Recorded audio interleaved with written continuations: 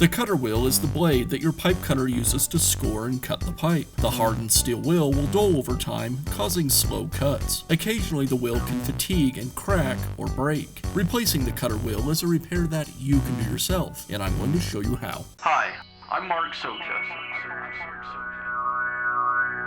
Do-it-yourself repairs like these are easier than you might think.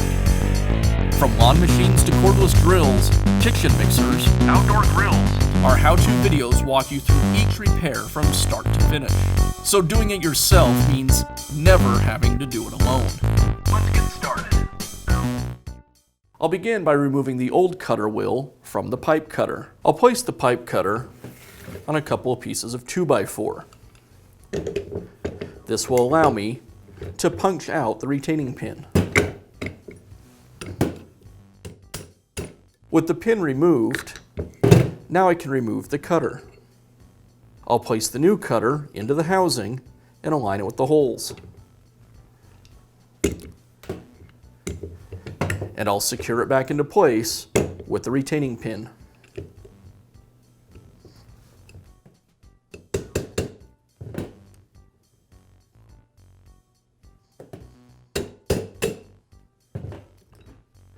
The retaining pin aligns with the slot in the casting. I'll use a pair of pliers to rotate it into place